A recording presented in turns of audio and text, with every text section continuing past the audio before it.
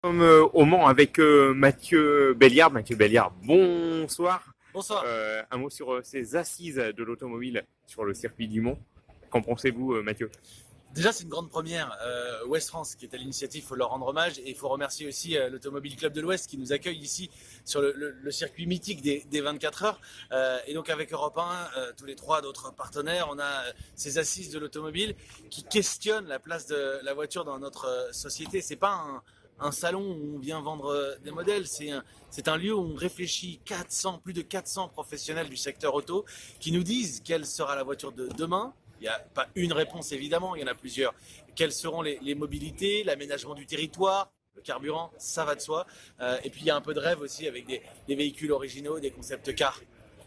Justement, vous, la voiture, pour vous, la voiture de demain, c'est quoi pour vous? C'est difficile d'avoir une réponse. L'électrique, l'hydrogène? C'est très dur d'avoir une réponse qui soit ferme et définitive et qui dise voilà, le modèle c'est ça. Je suis assez convaincu à partir des échanges qu'on a pu avoir avec les tables rondes aussi. Il y a quand même du beau monde ici aujourd'hui. Je suis assez convaincu qu'il va falloir réfléchir à des modèles alternatifs au pluriel. Alternatif, ça c'est quasiment sûr. Aujourd'hui, le moteur thermique, on sait que ces jours sont comptés en décennies, mais ces jours sont comptés. En revanche, la solution idoine, il n'y en a pas une. Il n'y a pas une solution parfaite. On le sait bien, que l'on habite en ville ou en zone rurale, que l'on habite dans le périurbain, que l'on se serve de sa voiture pour aller travailler, et ça veut dire faire combien de kilomètres? 15, 20, 50, 100. Bon, c'est compliqué, tous les profils sont différents. Et l'avantage ici, c'est qu'on s'offre le luxe de réfléchir à tout un tas de possibilités différentes. Après, il faudra réussir à les combiner. C'est le départ aussi des Gilets jaunes. Ah ben on est dans la problématique de société numéro 1. Numéro 1 parce qu'il y a la question du pouvoir d'achat et que la voiture, c'est hyper important, c'est un outil de liberté. Rendez-vous compte, je ne sais pas combien de pièces il y a chez vous, mais si vous habitez dans 3 pièces, la voiture c'est une 4e pièce. C'est ce qui permettait de se projeter vers l'avenir, la mobilité, le travail. C'était ça la voiture au XXe siècle. Aujourd'hui, avec les Gilets jaunes, on a bien compris que cette liberté, c'était devenu une prison. Ils étaient prisonniers de leur voiture et de ses déplacements.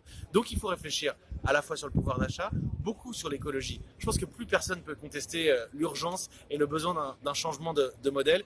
Et c'est très rassurant, je dois vous dire. Dans ma position, c'est très rassurant de voir que tous les industriels qui sont ici, qui ne sont pas forcément des philanthropes, ils sont là pour gagner de l'argent, pour faire tourner des boîtes, pour créer des emplois. Eh bien, c'est hyper rassurant de voir que ces questions sont posées très concrètement et qu'en réalité, les solutions ne sont pas toutes prêtes à mettre sur la table, mais elles sont là. Et c'est bien qu'Europe 1 s'associe à ce genre de manifestations, comme les assises. Ça c'est sûr. Nous, ce qu'on veut de toute façon, c'est autant que possible être sur le terrain, être au plus près de l'événement, des gens, bien sûr. Il faut qu'on fasse entendre des voix. Moi, je prends un très grand plaisir à accueillir beaucoup de témoignages au 39-21 tous les soirs, mais tout le monde n'a pas le réflexe d'appeler, donc il faut aller voir les gens. Et puis là, on offre aux auditeurs d'Europe 1 la possibilité d'entrer dans ce cercle qui n'est pas un cercle fermé, mais qui est un cercle.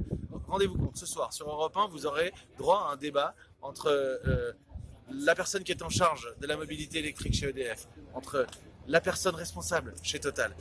Il faut les rencontrer. Alors on peut les inviter, on peut les avoir en studio à Paris, mais les avoir en même temps dans cette navette autonome, c'est quand même pas rien, puisque au passage, nous réalisons une grande première mondiale ce soir, à savoir la première émission de radio intégralement sur le circuit tournée sur le circuit du Mans, mais dans une navette autonome surtout. Dernière question, on peut rappeler les horaires, Mathieu, vos horaires? 17h-20h sur Europe 1 tous les soirs. Merci beaucoup. Merci à vous.